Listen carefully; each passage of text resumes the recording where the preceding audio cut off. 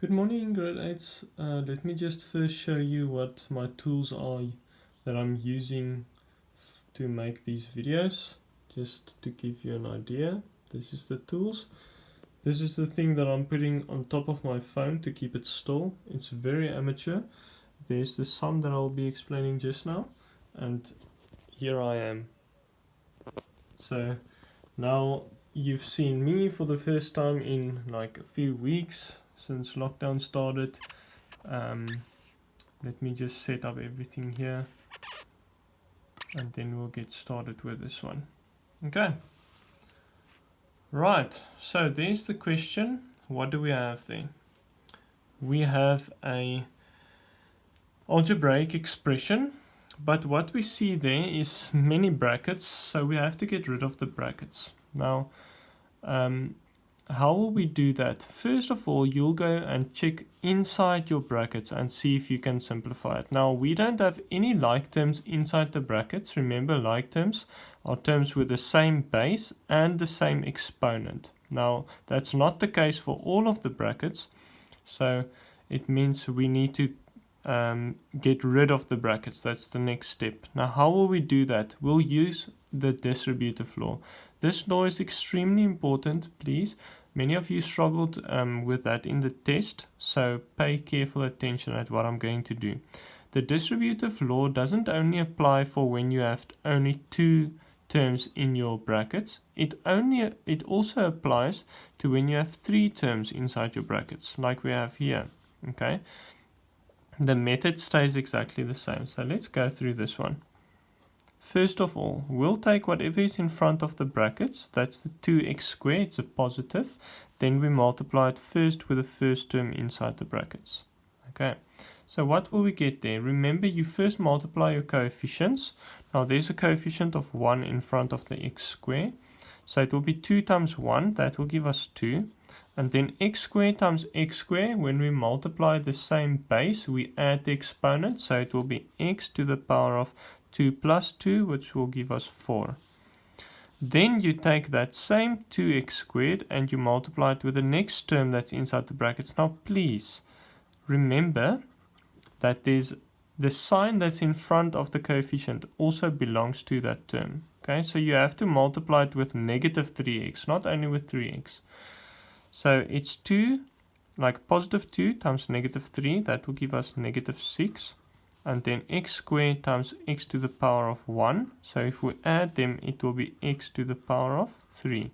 And then we also need to multiply it with the last term. And the last term is negative 1. So it will just become negative 2x squared. Okay. Now be careful with the next step. You're not going to write down this negative because you want to take negative x to the power of 3 and then multiply it with the first term. So before you write down any sign or anything else, you must first do the distributive law. So you take negative x cubed and you multiply it with 2x. That will give us a negative. It will give us 2 because remember there's a 1 in front there. And then x to the power of 3 plus 1. Because we multiply the same base. So it's x to the power of 4. Then we take the negative 1x cubed and we multiply it with a negative 5. So what does that give us? It's a negative times a negative giving us a positive. 1 times 5 is just 5 and we still have the x cubed there. Okay. And then we go to our final set of brackets, but we have positive x in front of the bracket. We first multiply it with 2x. Remember, it's a 1x. It will become positive. It's a positive times a positive. It will just stay a positive.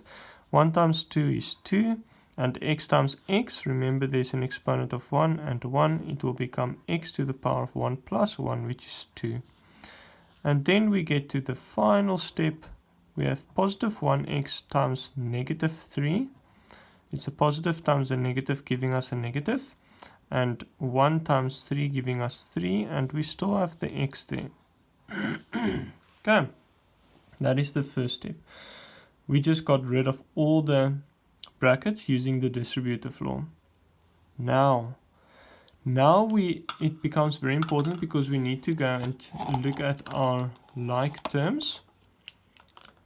So how will we identify them? First of all, there we have a 2x to the power of 4. Then we have a negative 2x to the power of 4. So those are all the x to the power of 4s. Then we get to the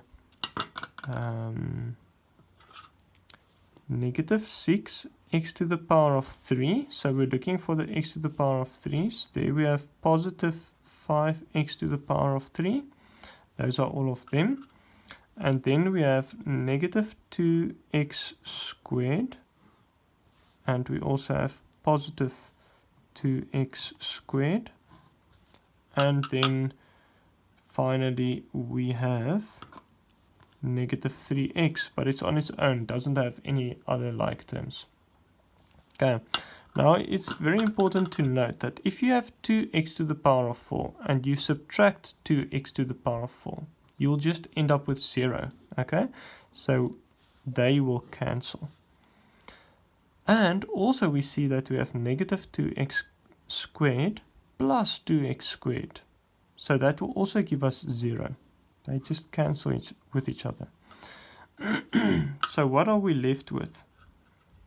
First of all, these two, where we have the x cubes.